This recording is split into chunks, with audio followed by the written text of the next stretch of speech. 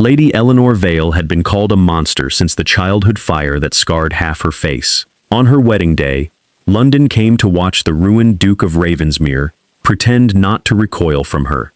Yet when a drunken lord seized her veil and exposed her scars, Lucian struck his hand away before the entire congregation.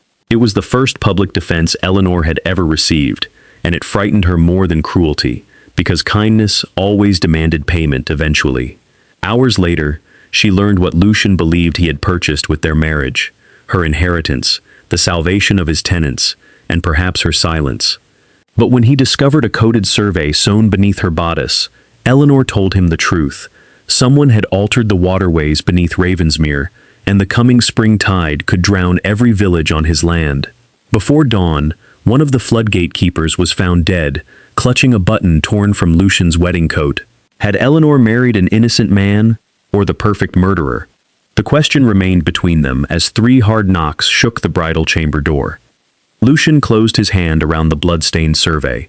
He wore only his shirt and trousers now, but his dark wedding coat lay across the chair beside the fire. One of its silver buttons was missing.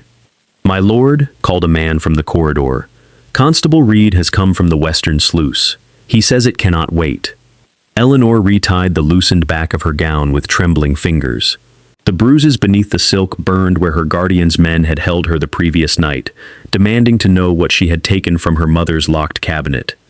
"Hide the survey," she whispered. Lucian studied her. "From the constable, or from me? I have known you for 6 hours. I have known fear for 12 years. Permit me the caution." Something tightened in his face, but he did not argue.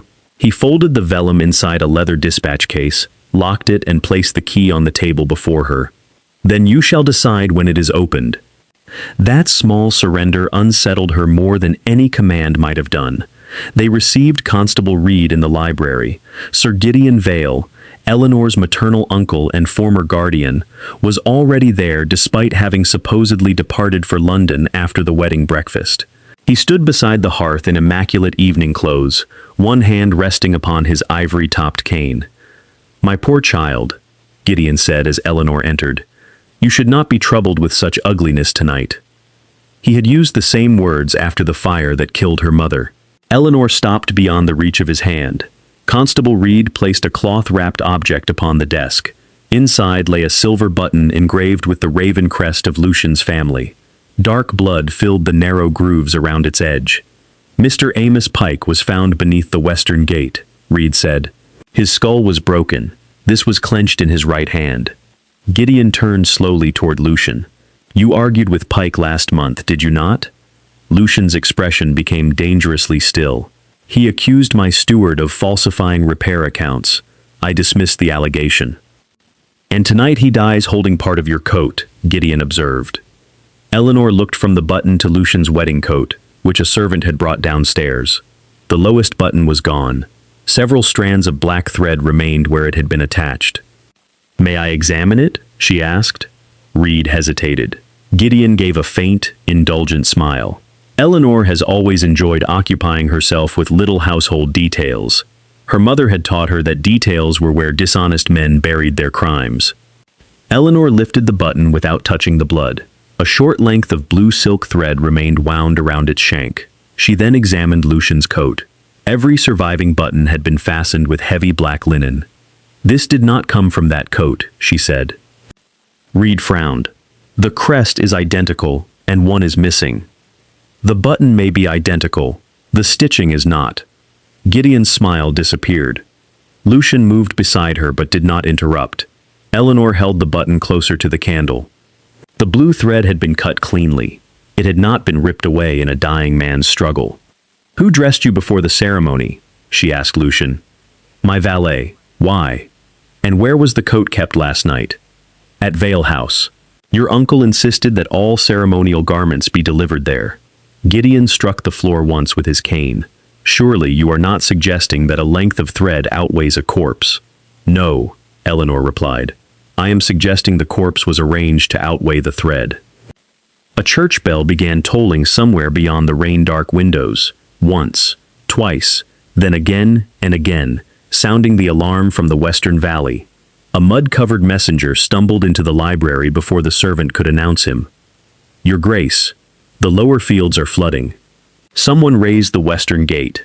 Lucian looked toward the locked dispatch case containing Eleanor's survey. "The tide is not due until tomorrow night," he said. "That is what the official tables claim," Eleanor answered. But those tables were altered. Constable Reed ordered 2 men to remain at the house and turned toward the door. Gideon followed, but Eleanor caught the sharp glance he cast at the dispatch case. She suddenly understood why a dead man had been given Lucian's button. The murder was not intended merely to send her husband to the gallows. It was meant to prevent him from reaching the floodgates before the water erased whatever lay beneath them. Lucian reached for his coat, but Eleanor caught his sleeve before he could put it on. "Leave it here." Constable Reed glanced back from the doorway. "Why?" "Because whoever removed that button may have placed something else upon it, and because I would prefer no one claim the blood was already on His Grace's clothing when we reach the body." Reed considered her for a moment, then nodded to one of his men. "Guard the coat. No one touches it." Gideon's mouth tightened. "You are allowing a frightened bride to direct an investigation?" "I am preventing evidence from being spoiled," Eleanor replied. "If those appear the same to you, uncle, that may explain why our family accounts have required so many corrections." Lucian's gaze moved sharply toward her, but the alarm bell sounded again before he could speak. They left Ravensmere Hall in a farm cart because the narrow valley road was already too deep in water for a carriage.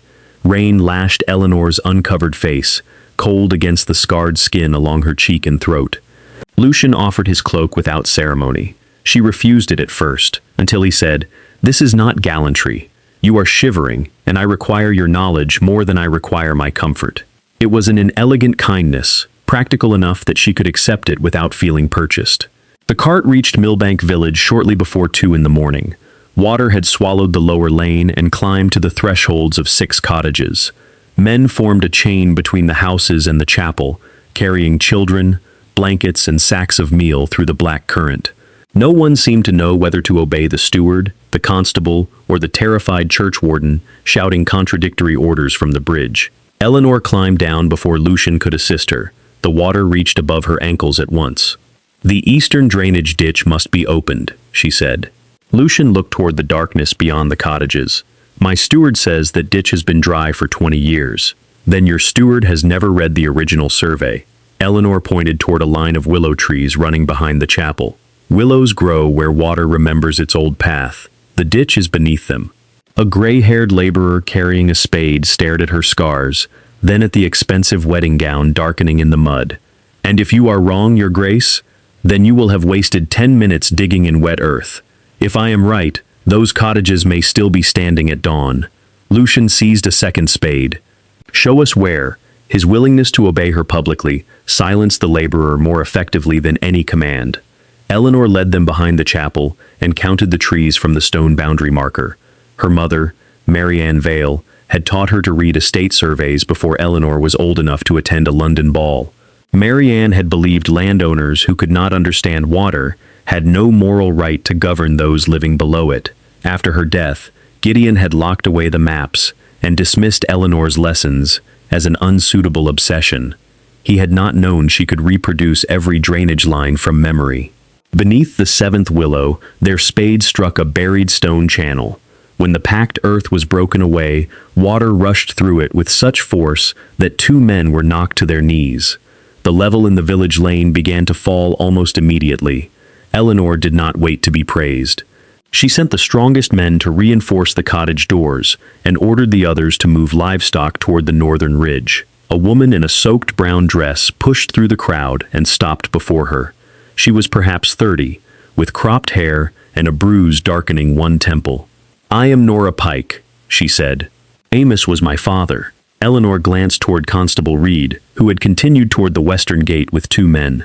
"I am sorry." "Do not be sorry yet. Find who killed him." Nora opened her fist. Inside lay a brass measuring pin, marked with tiny lines. "Father carried this whenever he inspected the gates."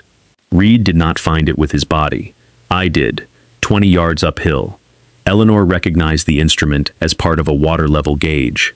One end was bent, and a streak of white chalk crossed its middle. "Why did you remove it?" Lucian asked. Because Sir Gideon's man arrived before the constable, Nora answered.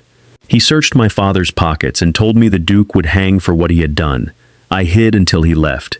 Gideon, who had remained near the cart rather than entering the floodwater, called the accusation the grief-stricken invention of a servant's daughter. Nora lunged toward him, but Eleanor caught her wrist. Not yet, she whispered. Anger without proof will become his proof against us. Nora's breathing slowed. She surrendered the measuring pin to Eleanor rather than to Reed. It was the first trust Eleanor had received from anyone who stood to gain nothing from her title. Near dawn, the western gate finally came into view. Amos Pike's body had been covered, but Eleanor forced herself to look beyond it toward the stone wall. According to the official report, Pike had raised the gate carelessly and been killed when the release mechanism snapped. Yet the iron wheel was undamaged, the safety chain remained secured, and the gate itself stood only halfway open. Eleanor crouched beside the waterline and pressed Nora's brass pin into 3 fresh holes drilled along the stone scale. Each false mark sat exactly 6 inches above the original measurement. Someone had not merely opened the gate, someone had altered the gauge so that every keeper who read it would believe the reservoir held less water than it truly did. Lucian stared at the marks. How long would this take to flood the valley? Weeks, perhaps months. Tonight was only the first deliberate release. Eleanor looked toward Amos Pike's covered body. He discovered the false measurements, so they killed him before he could warn you. Nora knelt beside her father and began to weep without sound. Eleanor placed the brass pin inside her own glove, preserving the chalk from the rain.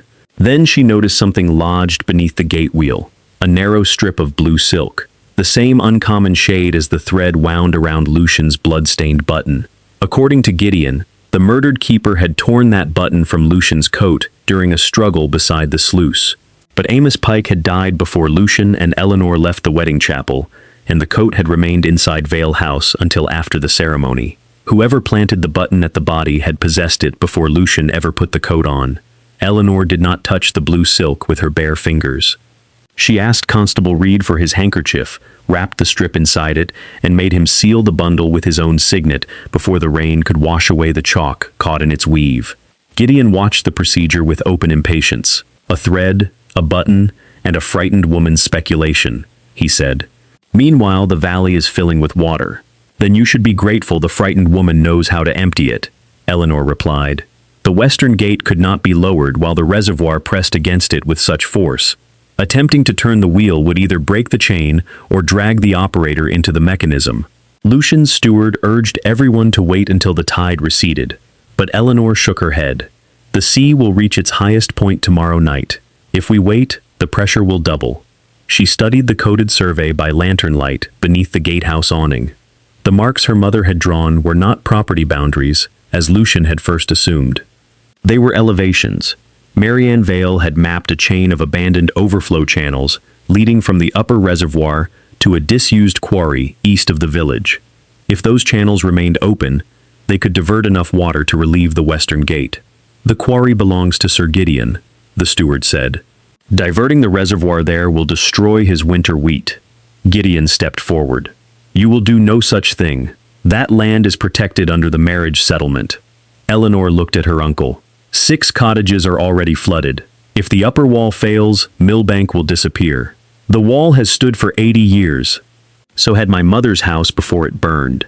Gideon's face changed so briefly that another person might have missed it. Eleanor did not.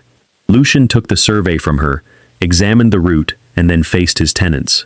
Open the eastern channels. Gideon struck his cane against the stone. You will be liable for every acre destroyed. Then send the account to Ravensmere, Lucian said. I would rather answer for drowned wheat than drowned children. It was the first decision he had made on Eleanor's judgment alone, and it placed the survival of his estate more completely in her hands than their marriage contract ever had. The laborers followed Eleanor uphill through rain and darkness.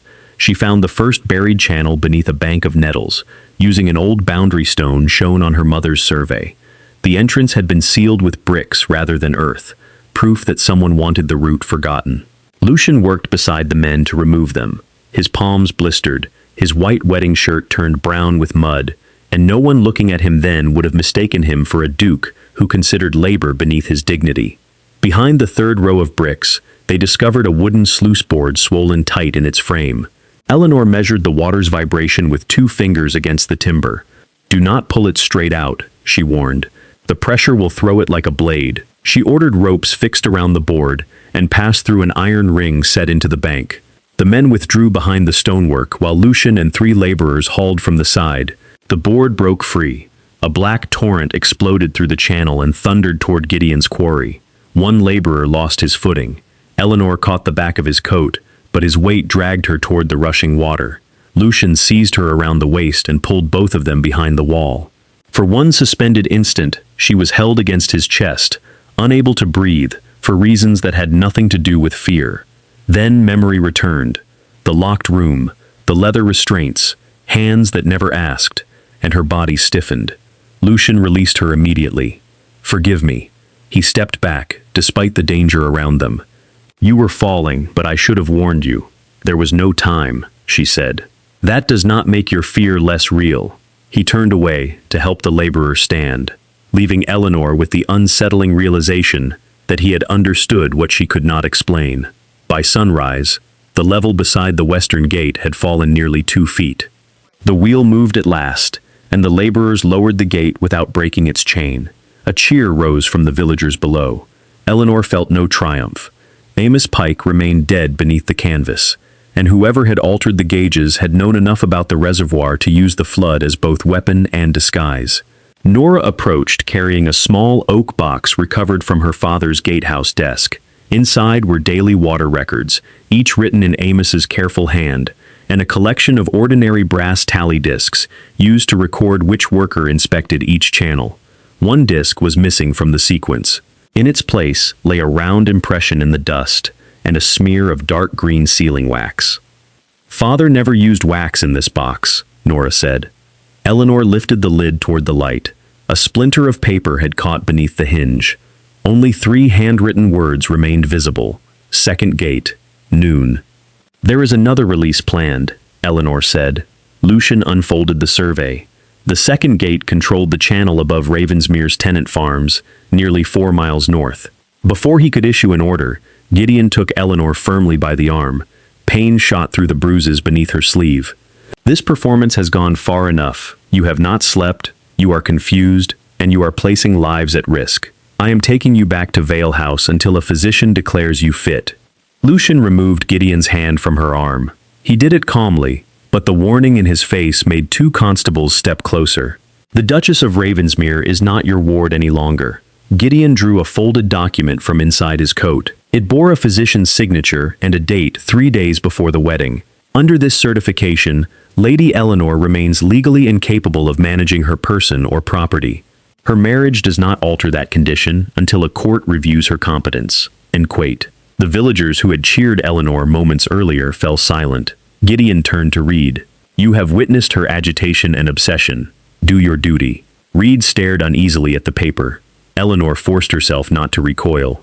A familiar cage was closing around her, built not from locked doors but from signatures. Then she noticed the green wax sealing the physician's declaration. It matched the smear inside Amos Pike's tally box exactly. Gideon had brought a document sealed with the same wax found where the murdered keeper's missing inspection token had been taken. Eleanor said nothing about the matching wax while Gideon's fingers still rested upon the physician's declaration. If he realized she had noticed it, the tally box or the document, or both, might disappear before either could be examined properly. Constable Reed read the certificate twice, his discomfort deepening with every line. "This appears lawful, Your Grace," he told Lucian. "It authorizes Sir Gideon to remove Lady Eleanor for medical supervision." "Duchess Eleanor," Lucian corrected. "And you have just watched her prevent a flood while the men declared competent to manage this estate, advised us to wait for daylight." Gideon's voice hardened. Her occasional usefulness does not make her sane. The cruelty of the sentence was familiar enough that Eleanor almost accepted it without reaction. Almost. Then Nora Pike stepped between her and Gideon. "Her usefulness saved my neighbors. What has yours done, besides bury my father?" Gideon raised his cane as if to push Nora aside. Eleanor moved first, placing herself in front of the young woman. The ivory head of the cane struck Eleanor's injured arm. Pain flashed through her shoulder. but she did not step away. Lucian seized the cane and snapped it across his knee. The sound silenced everyone. "Touch my wife again," he said quietly, "and no document in England will protect you from me." Gideon stared at the broken pieces, his face pale with outrage. "You married her for my money." "That may be the most shameful truth of my life," Lucian replied. "It does not grant you ownership of her." Eleanor looked at him sharply. She had expected denial or justification. Instead, he had named his failure before constables, tenants, and servants, who would repeat it across the county by supper. Reed folded the certificate. "Until a magistrate rules upon its validity, I will not remove the Duchess by force, but neither of you may leave the county." "We have no intention of leaving," Eleanor said. "We are going to the second gate." They reached the northern farms shortly before noon. The water there appeared calm, yet Eleanor saw livestock gathered on the highest pasture and understood that the farmers had already sensed what the official gauges concealed. The second gate stood beneath an arched stone bridge, controlled by 2 counterweights and a rack of iron teeth. Nothing looked damaged until Eleanor noticed that the retaining pin had been replaced with soft brass. Under pressure, it would bend rather than hold. When the spring tide pushed inland, the entire gate would tear free and send a wall of water across the farms. Lucian ordered the channel emptied, but his steward objected that doing so would ruin the mill downstream. Eleanor examined the survey and found a narrower bypass running beneath an abandoned sheepfold. "It will carry only half the flow," she said, "but half is enough if we reduce the reservoir gradually." For 6 hours, she directed laborers between the gate, the bypass, and the mill pond, calculating each release by the marks on Nora's brass measuring pin. One error could either flood the farms or starve the mill wheel of water so suddenly that its axle shattered. Lucian remained beside her, repeating her orders exactly, rather than improving them for the comfort of men unused to obeying a woman. By evening, the pressure against the false retaining pin had fallen enough for a blacksmith to remove it safely. The farms were saved. The mill continued turning. When the workers cheered, the estate steward climbed onto the bridge and announced that the Duke of Ravensmere's careful engineering plan had prevented disaster. Eleanor stood below him, soaked, bruised, and silent. She had lived too long beneath Gideon's control to mistake stolen credit for a harmless courtesy. Lucian climbed onto the bridge. "The plan belonged entirely to the Duchess," he said. "I supplied labor and authority. She supplied the knowledge without which both would have been useless." The steward's smile collapsed. Several farmers removed their caps to Eleanor. Others stared at her scars with the same unease London had shown in the chapel, but now their discomfort competed with gratitude. It was not acceptance, yet it was the first time strangers had looked at her and found something more consequential than her face. That night, Ravensmere Hall filled with neighboring landowners, demanding explanations for damaged fields, interrupted waterways, and rumors of murder. Gideon moved among them with practiced sorrow, describing Eleanor as a fragile woman whose husband had begun exploiting her delusions to seize control of the Vale fortune. Lucian could have ordered him removed, but Eleanor asked him not to. "Let him speak," she said from the shadowed gallery above the drawing room. A liar who feels safe repeats himself, a frightened liar changes details. Together they listened, as Gideon told 3 different men that Amos Pike had died at midnight, then 11, then shortly before dawn. The constable had never announced the estimated time of death. Lucian glanced toward Eleanor. "He knows too much. Or he wants us to believe he does." Her caution pleased him more than certainty would have. For the first time, Eleanor told him how her mother had taught her in secret, how Marianne turned arithmetic lessons into water tables and embroidery patterns into maps, because Gideon mocked educated women but never examined their sewing. "The survey inside my gown was not the only one she made," Eleanor said. "There may be another hidden at Vale House." Lucian's hand moved toward hers on the gallery rail, then stopped before touching it. "May I?" The question cost him nothing, yet the patience behind it cost him the instinct to assume. Eleanor turned her palm upward. His fingers closed around hers, warm and steady, without tightening when voices rose below. For a brief moment, she allowed herself to imagine that safety might be something built between 2 people, rather than granted by one. Then Nora appeared at the gallery entrance, breathless and terrified. Constable Reed was behind her, carrying the brass tally box. "The missing inspection token has been found," he said. "It was inside Nora Pike's room, beside a purse containing 50 guineas. Gideon looked up from the crowded drawing room with triumph already arranged upon his face. Eleanor understood the choice instantly. If she defended Nora, society would call it proof that two unstable women had invented a conspiracy together.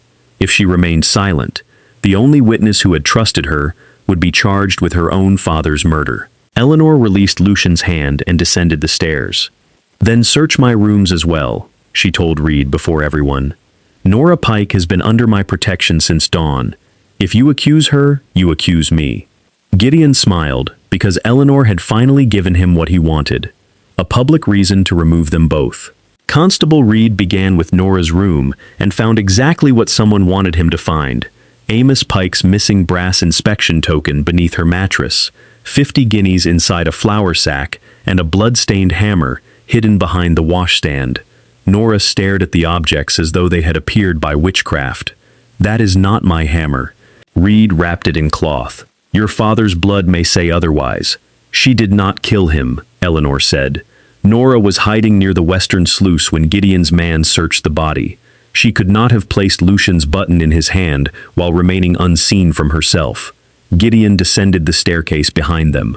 A touching argument, though it depends entirely upon the accused woman's own story. Reed ordered Nora confined in a servant's chamber while he searched Eleanor's rooms. Lucian insisted upon accompanying them. Eleanor objected only when Reed asked for the key to the leather dispatch case containing her mother's survey.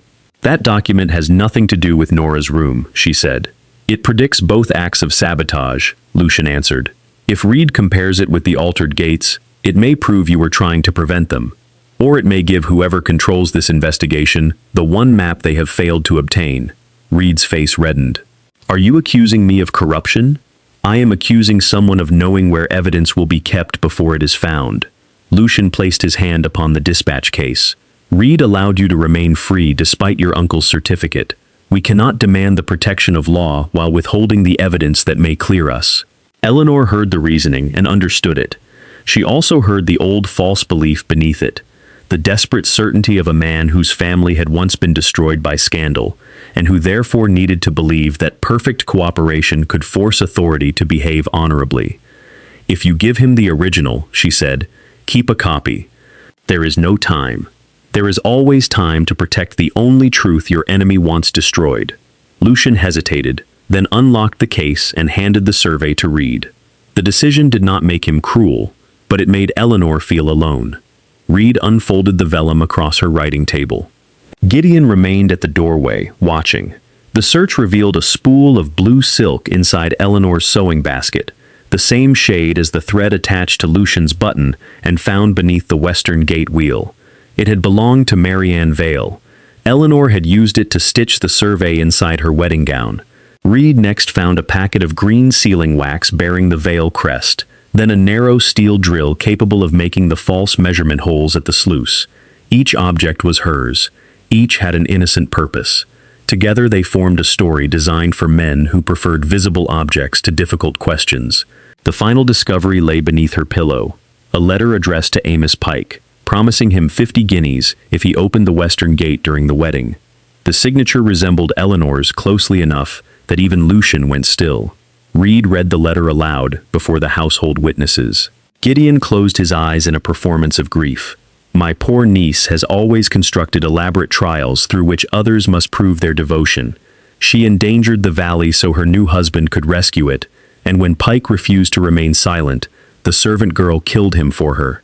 Nora shouted from the locked chamber down the corridor. Eleanor did not defend herself immediately. She held out her hand for the letter. Reed allowed her to examine it without surrendering his grip. The handwriting imitated hers, but the lower loops leaned left where hers leaned right. More importantly, the paper smelled faintly of lavender ash. Gideon stored his private stationery in cedar drawers with lavender sachets, believing the scent discouraged silverfish. Eleanor had folded his letters for years. She knew that smell as intimately as she knew fear. Yet scent would not defeat a signed letter in court. "What date is written there?" she asked. "The 17th. Yesterday. I was never alone. My wedding attendants remained with me from sunrise until I entered the chapel." Gideon smiled. Then Nora wrote it at your instruction. Every fact had been built to survive the failure of another. If the signature was doubted, Nora became the writer. If Nora denied it, the money became payment. If the hammer proved unrelated to Amos's wounds, the inspection token and thread still joined both women to the gate. This was not an improvised accusation. It had been prepared before the wedding. Reed ordered Eleanor confined to her rooms until the magistrate arrived. Lucian stepped between them.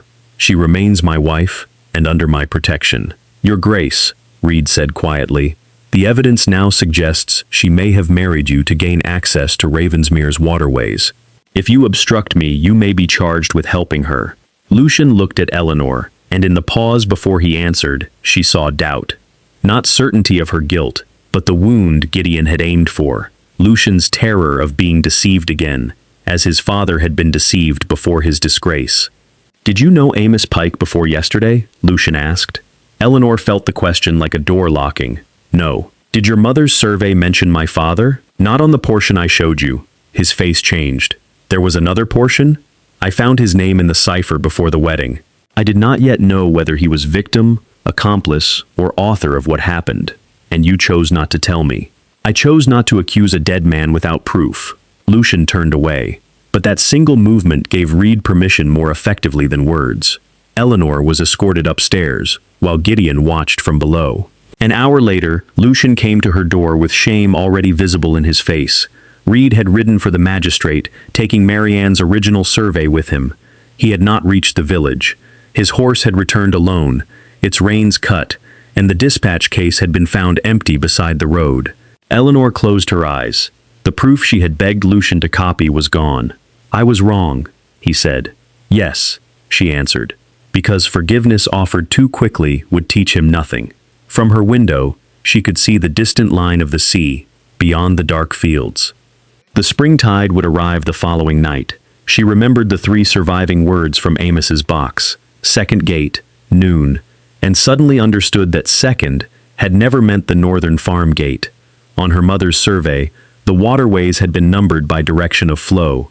The true second gate stood beneath St. Orison's orphan school, where more than 40 children slept below sea level. The accusations against Eleanor and Nora were not the conspiracy's conclusion. They were meant to keep the only 2 people who understood Amos's warning locked inside Ravensmere Hall, while someone opened that gate. Lucian did not ask Eleanor to forgive him. He asked what she needed. Nora, she said, the brass measuring pin, every available horse and men who will obey me without stopping to debate whether a scarred woman understands water. He unlocked Eleanor's door himself, then released Nora from the servants' chamber. Before they reached the staircase, the front doors opened below. Magistrate Bellamy entered with 6 armed constables and Dr. Alistair Wren, the physician whose signature appeared upon Gideon's certificate. Reed had vanished. The original survey had been stolen, and the forged evidence in Eleanor's rooms had already been reported. Bellamy ordered Nora arrested for Amos Pike's murder, and Eleanor delivered into medical custody. The Duchess of Ravensmere has identified an immediate threat to 40 children at St. Orison's, Lucian said. You may question her after they are safe. Dr. Wren adjusted his spectacles. Her fixation upon imaginary floods is precisely the delusion described in my certificate. Imaginary? Lucian pointed toward the mud staining every man who had returned from Millbank.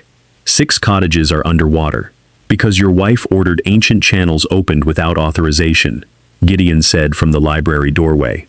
She created confusion, damaged my land, and now invents another disaster to escape confinement. Bellamy looked toward Lucian with weary caution. Your Grace, grief and marital loyalty have compromised your judgment.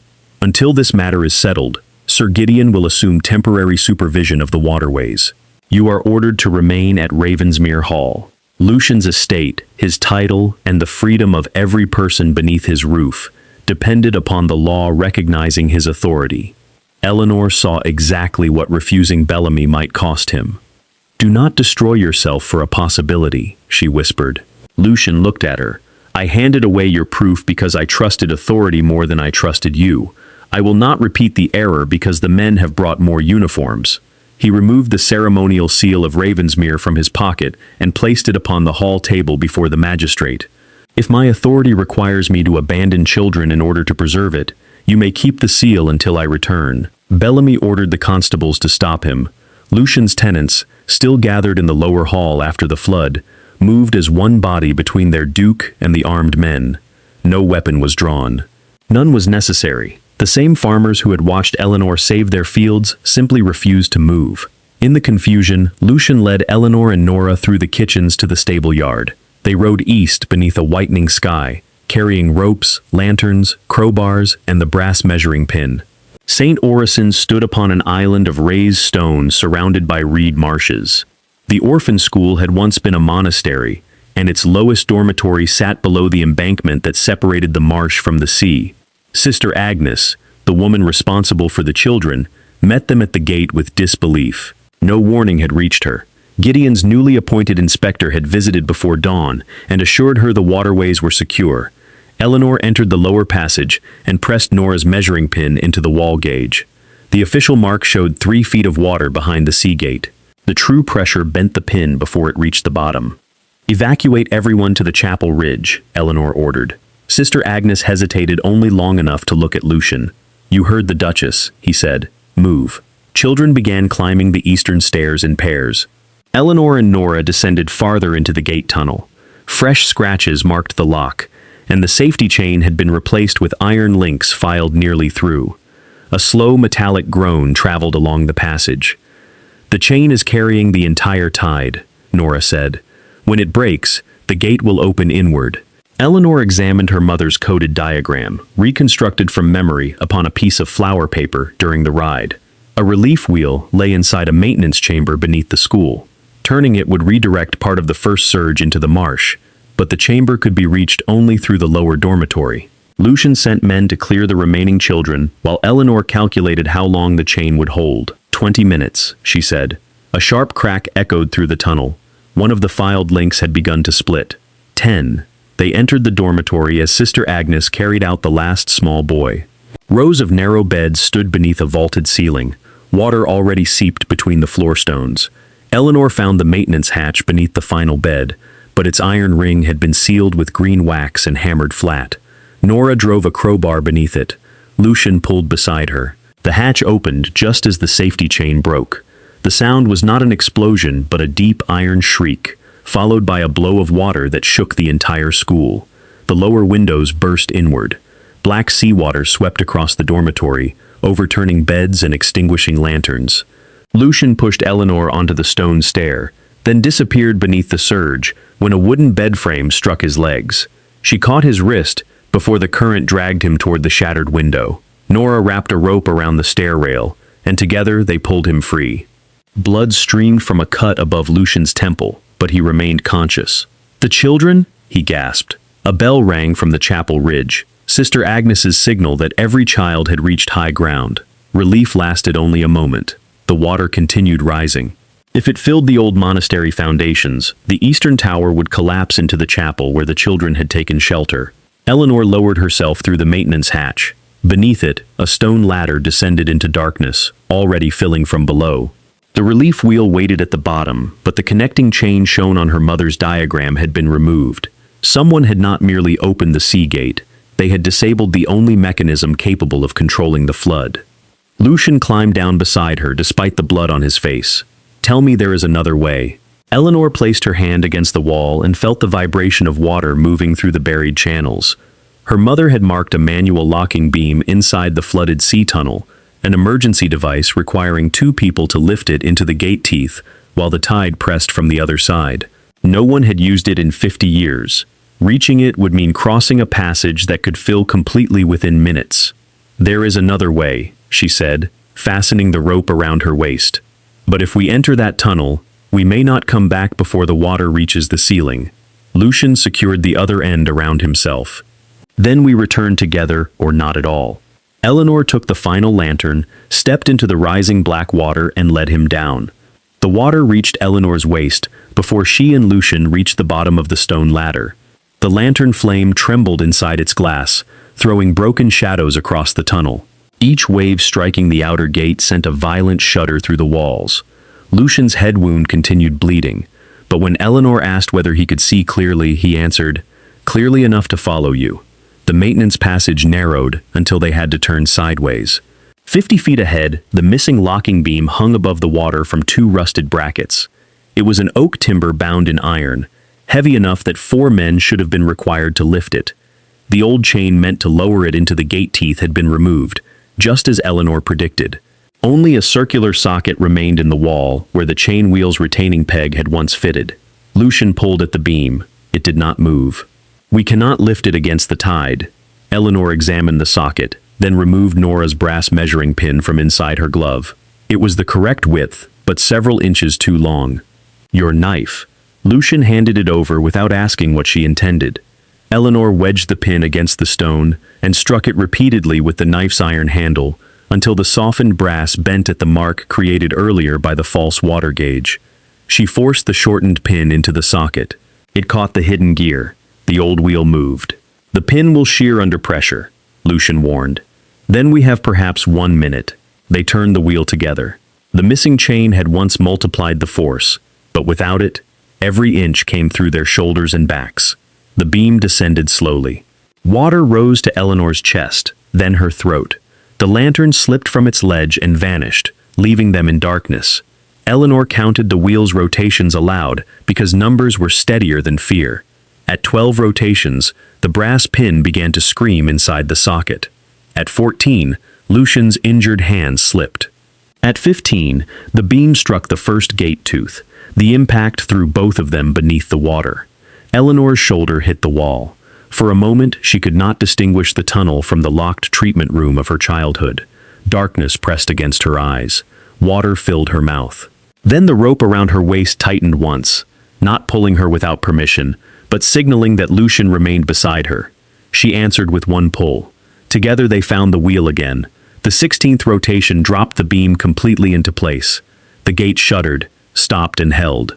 The tide continued hammering against it, but the water inside the passage no longer rose. Lucian found Eleanor's hand in the darkness and waited until she closed her fingers around his.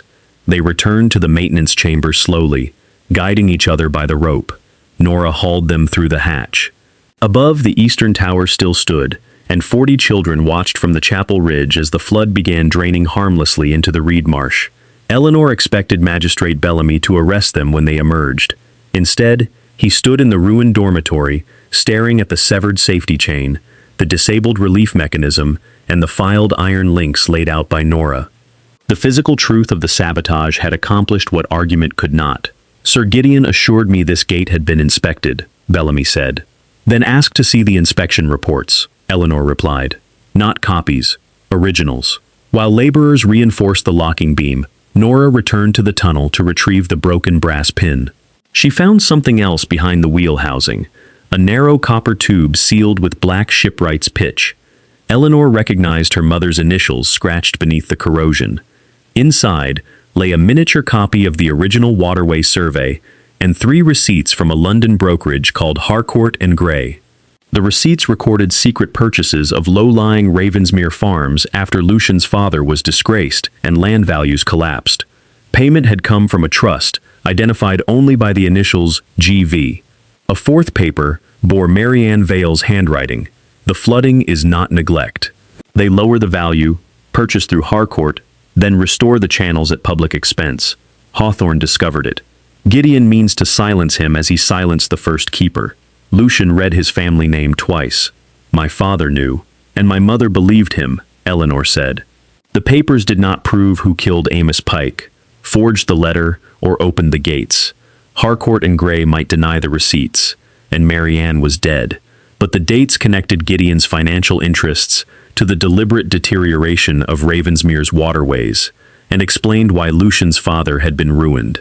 The flood was not merely intended to destroy villages, it would force bankrupt tenants to sell land already promised to Gideon's hidden company. Lucian sat upon the chapel steps while Sister Agnes bandaged his head. "My father spent his final years insisting the accusation against him was connected to these estates," he said. "I stopped believing him. I thought accepting the official judgment would protect what remained of our family. You were afraid loyalty would make you foolish, and that fear made me distrust you when you required me to be brave." He looked directly at her. "I am sorry I gave Reed the survey." I am sorry I questioned you after promising protection, and I am sorry that I married you believing courtesy could make a bargain without freedom honorable. Eleanor had heard apologies designed to purchase silence. This one asked for nothing. I am not ready to forgive all of it, she said. I know, but I believe you regret it. Lucian held out his hand, palm upward, offering rather than taking. Eleanor placed her scarred hand in his. He did not lift it to his lips or turn the moment into a declaration. He simply held it while children crossed the ridge behind them and the tide retreated from the school. For the first time since the wedding, Eleanor did not feel that their marriage was a transaction being slowly improved. It felt like the beginning of a partnership neither contract nor fortune had created. The moment ended when a boy from the orphan school approached carrying a soaked envelope. A gentleman had given it to him before dawn, with instructions to deliver it if Eleanor entered the lower tunnel. Inside was a single strip of paper, sealed in green wax. The copper tube will not save you. Your mother trusted paper too. Eleanor looked toward the road. Gideon's carriage was already disappearing beyond the marsh. He had known the evidence was hidden inside the tunnel, and now he knew they had recovered it. Eleanor refused to carry the copper tube back to Ravensmere in Gideon's sight. She gave it to Magistrate Bellamy, who sealed it inside a leather evidence satchel and placed the satchel beneath the seat of his carriage. 2 constables will ride with me, he promised. The papers will remain at the county courthouse until Harcourt and Gray can be summoned from London. Lucian watched the road where Gideon had disappeared. Use 4 constables. Bellamy bristled at the implication, but added 2 more men. Eleanor copied the dates and payment amounts onto the inside of her cuff before surrendering the receipts. She had learned from losing her mother's survey that memory was safer when given a physical home. The precautions were not enough. 3 miles from St. Orison's, a fallen tree blocked the courthouse road. While the constables attempted to move it, masked riders emerged from the woods. They did not attack Bellamy or take his money. They poured lamp oil through the carriage window and set the evidence satchel alight. By the time Lucian and Eleanor arrived, the copper tube lay split open among smoking leather and blackened paper. One corner of Marianne's note survived, but neither her signature nor Gideon's initials remained. The riders had vanished along a private hunting track leading toward Vale Land. Bellamy stared at the ruins with the expression of a man watching his faith and procedure burn beside the road. I should have listened, Lucian said. Eleanor pressed the wet cloth harder against the embers, searching for anything legible. Regret later. Preserve what remains now. They saved fragments bearing 2 dates and half of the brokerage name, but the evidence no longer formed a complete accusation. By afternoon, the county assembly room was crowded with landowners, magistrates, creditors, and reporters who had arrived after hearing that a duke had defied lawful confinement orders and endangered his estate under the influence of his unstable bride. Gideon controlled the room before Eleanor entered it. He presented the forged letter to Amos, the blue thread, the drill, and Nora's hidden money. Dr. Wren testified that Eleanor had suffered delusions since the childhood fire and possessed a dangerous fixation upon her dead mother's maps. A representative claiming to speak for Harcourt and Gray declared the burned receipts fraudulent. Gideon then produced the financial terms of Eleanor's marriage. Upon marrying, she gained control of her maternal trust. If Lucian were convicted of conspiring in murder or sabotage, Gideon could petition the court to restore guardianship over her fortune. It was the plan disguised as evidence against her. Gideon offered Lucian one final escape before the entire assembly. If he consented to an annulment, surrendered Eleanor for treatment, and withdrew every accusation concerning the waterways, Gideon would pay Ravensmere's creditors, restore the flooded farms, and persuade Bellamy to treat Lucian as another victim of Eleanor's instability. The room became completely silent. Lucian's ancestral house, 600 tenants, and his sister's future stood on one side of the bargain. Eleanor stood on the other. She did not ask him to choose her. A choice demanded under observation was only another form of coercion. Lucian crossed to the clerk's table, took up the marriage settlement, and tore Gideon's proposed annulment agreement through the center. I married Eleanor for money, he said, facing the room rather than hiding the truth from it. When doubt came, I failed to trust her, and my failure cost us evidence that might have ended this sooner. Those wrongs are mine, but I will not repair them by returning her to the man who profited from her captivity. Gideon's expression hardened. Then Ravensmere will be seized by your creditors before the month ends. So be it. The declaration cost Lucian the very estate he had entered the marriage to save. It also changed nothing about the ruling. With the original survey stolen, the tunnel papers burned and Reed missing, the magistrates placed Gideon in temporary control of both the Vale Trust and Ravensmere's waterways, pending a formal hearing in London. Nora was remanded for trial. Eleanor was ordered to Vale House under Dr. Wren's supervision. Lucian remained free only because Bellamy refused to support a charge of armed resistance after witnessing the sabotage at St. Orison's. Gideon had won publicly. As attendants approached to escort Eleanor away, Lucian moved toward her, but she stopped him with a small shake of her head. If he resisted now, he would be imprisoned before he could help her. Gideon leaned close while fastening the traveling cloak around her shoulders, as though he were once again the affectionate guardian London admired. Your mother also believed Hawthorne would save her, he whispered. He died disgraced, and she died in the fire. You should have learned from both. Eleanor went still. Lucian's father had been accused of fraud after Marianne's death, but the official record claimed he had never met her. Gideon had just admitted a relationship no surviving document established. Then Eleanor remembered the threatening message delivered at St. Orison's before the copper tube was recovered. The copper tube will not save you. Gideon had known the hiding place and the object inside it, yet the miniature survey had shown the tube behind the maintenance wheel, without identifying its contents. Only someone who had seen Marianne conceal the papers or helped force her to hide them could have known what they contained. The evidence had not been entirely destroyed. Gideon's arrogance had turned his private knowledge into a weakness. Eleanor allowed herself to be placed inside his carriage. Before the door closed, she looked at Lucian and touched 2 fingers to the blue stitching inside her cuff, then pointed once toward Gideon. Lucian followed her gaze and understood. They would not accuse Gideon again with evidence he could deny. They would make him publicly explain a secret no innocent man could possibly know. Gideon confined Eleanor in the same third-floor room where she had spent the years after her mother's death. The wallpaper had faded, but the lock sounded exactly as she remembered. Dr. Wren arrived each morning with a cup of laudanum and recorded her refusal as evidence of irrational defiance. Eleanor did not argue with him. She counted his visits, memorized the names written on the labels inside his medical case, and watched which servants carried messages from Gideon's study. On the second evening, she removed the blue silk stitching from inside her cuff and arranged it upon the windowsill in 3 short lines and 1 long line. The childhood signal Marianne had taught her to mark a dangerous waterway. Lucian had seen the same pattern repeated beside the Harcourt payments on the miniature survey. From the road outside Vale House, he saw the thread through a spyglass and understood that Eleanor wanted him to follow the payment trail rather than attempt a rescue.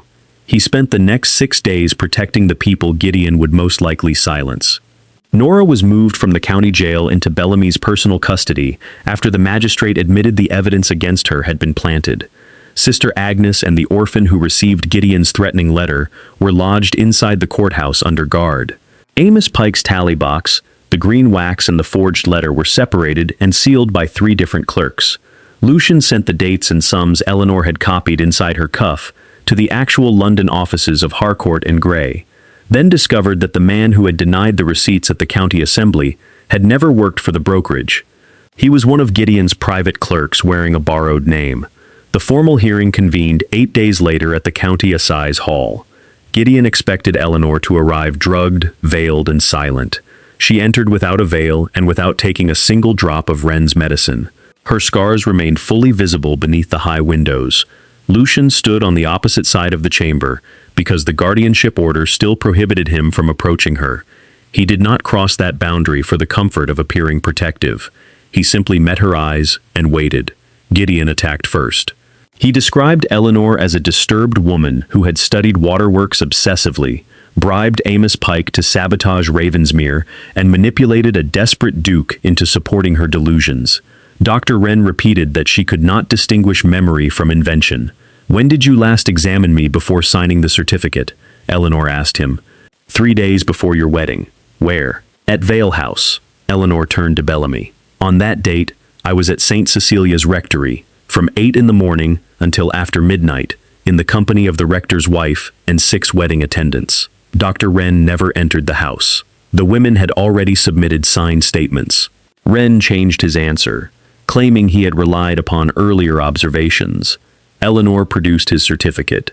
It described a fresh examination of scars beneath clothing he had not seen and bruises inflicted by Gideon's men the night before the wedding, 2 days after Wren supposedly wrote the document. The first lie collapsed. Eleanor then addressed the button found in Amos Pike's hand. Lucian's valet testified that the wedding coat had been stored at Vale House and that its lowest button was already missing when he dressed the Duke. He had assumed it was a tailor's error and said nothing. The blue silk attached to the planted button matched the spool taken from Eleanor's room, but every genuine button remaining on Lucian's coat was sewn with black linen. The button was removed before the murder and carried to the sluice, Eleanor said. Amos Pike never tore it from my husband. Gideon replied that Eleanor herself could have removed it. While watched continuously by 6 attendants, she asked, or while standing before 200 people at the altar when Amos died? The coroner's temperature record placed the murder before the ceremony ended. The second lie collapsed. Next came the forged letter promising Amos 50 guineas. Eleanor showed that the paper carried the scent of lavender used in Gideon's private stationery drawers. The handwriting imitated her visible letters, but not the private engineering notes her mother had taught her to write. More importantly, the ink had been sanded with powdered oyster shell, found only in Gideon's study, where he preferred it to ordinary blotting sand. Gideon called each fact insignificant. Eleanor allowed him to grow confident. She moved to the green wax found in Amos's tally box, the same wax used upon Wren's fraudulent certificate. Gideon insisted that every member of the Vale household had access to it. Then let us discuss what was inside the copper tube, Eleanor said. The room became still. She described the miniature survey and the 3 Harcourt receipts, then added something that had never existed. Behind the receipts was a second compartment containing my mother's original list of the men paid to alter the gates. Gideon laughed before his solicitor could stop him. There was no second compartment. The tube contained only the survey, 3 receipts, and Marianne's note concerning Hawthorne. Silence spread across the hall. Bellamy leaned forward. How could you know that, Sir Gideon? Gideon's face emptied. My niece told me. I did not, Eleanor said. I never described the contents to anyone except my husband, Nora Pike, and Magistrate Bellamy. Yet before the tube was recovered, you sent a letter warning me that it would not save me.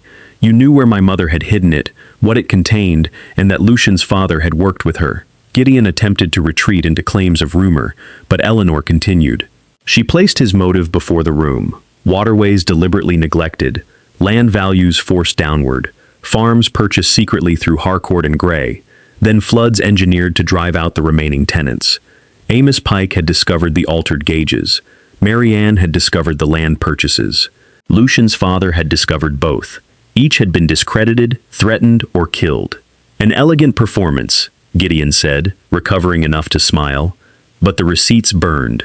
Your mother's note is ash. You possess no authenticated record connecting me to Harcourt and Gray. That is true, Eleanor answered. I do not possess it. The great doors at the rear of the assize hall opened.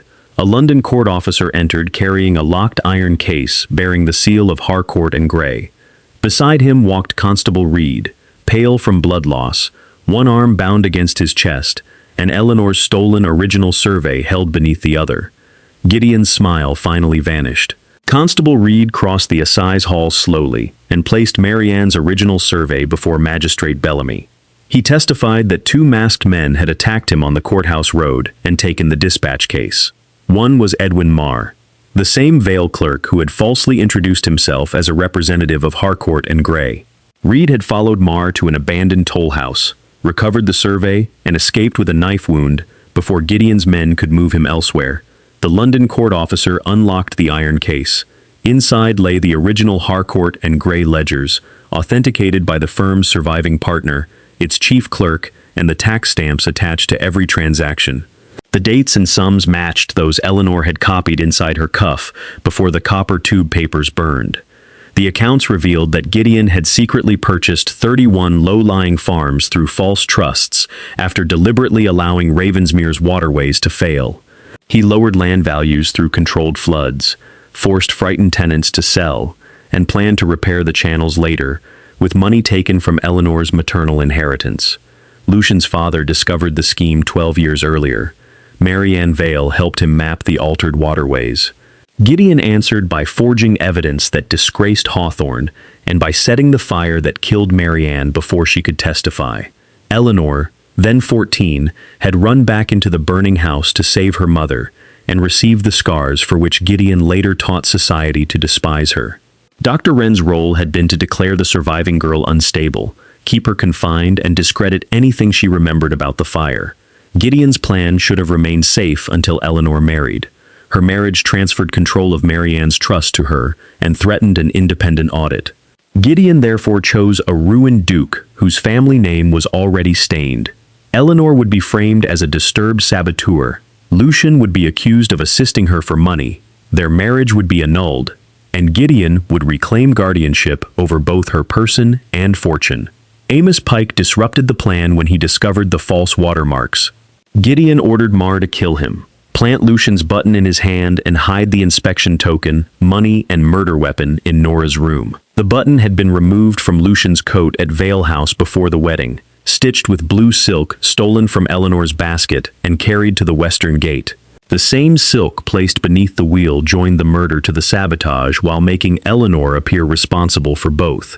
The forged letter, green wax, false medical certificate, and planted drill completed the trap. Gideon attempted to deny ordering Amos's death, but Reed produced a page recovered with Eleanor's survey. It listed payments to Mar for Pike, the carriage, and the school gate, written in Gideon's private numerical code. Eleanor deciphered it before the court, using the same method Marianne had taught her for disguising water measurements inside embroidery patterns. Her knowledge, not Lucian's title, made the final connection possible.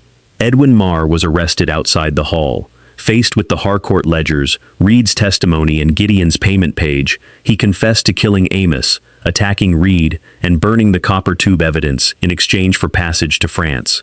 Dr. Wren surrendered his private medical records, proving that Gideon had paid him for years to drug Eleanor and manufacture reports of instability. Gideon finally lost control when Bellamy asked why St. Orison's had been targeted. "Because the school stood upon land that should have been mine," he shouted. Marianne had no right to place it beyond the trust. His own words established that he knew both the concealed ownership terms and the purpose of the hidden second gate. The court revoked Gideon's guardianship immediately and ordered him held for fraud, conspiracy, unlawful confinement, attempted mass killing, and responsibility for Marianne's death. Marr was charged with Amos Pike's murder. Wren lost his medical license and faced prosecution for false imprisonment. Nora was released before the hearing ended, and Amos's name was publicly honored for discovering the altered gauges. Lucian's father was formally cleared of fraud. The secretly purchased farms were returned to the families forced to sell them, while Gideon's remaining property was seized to repair the waterways and compensate the flooded villages. Eleanor received independent control of her mother's trust, Vale House, and every surviving survey. She refused to use her inheritance merely to erase Lucian's debts. Instead, she purchased a legal share of Ravensmere's waterworks in her own name and required that every future decision affecting the tenants be reviewed by an elected village council. Lucian accepted every condition without negotiation. Before the same landowners who had watched him marry for money, he acknowledged that he had doubted Eleanor, surrendered her evidence, and allowed his fear of disgrace to become another prison around her. He then offered her an annulment, with no claim upon her fortune. "I do not want freedom from you," Eleanor told him. "I want the freedom to choose you." She did not forgive him because the court expected a romantic conclusion. She chose to return to Ravensmere because he had risked his estate, confessed his failures publicly, and restored the choice their marriage contract had denied her. Months later, after the repaired sea gate opened safely for the first spring tide, the villagers gathered at St. Orison's. London society came as well, but this time they had not traveled to stare at the scarred woman beside a desperate duke. They had come to hear the Duchess of Ravensmere explain the new flood system she had designed. Eleanor stood before them without a veil. Nora Pike, appointed chief keeper of the waterways, handed her the new brass measuring pin. Lucian waited below the platform until Eleanor finished speaking. Only then did he offer his hand, exactly as he had at the altar.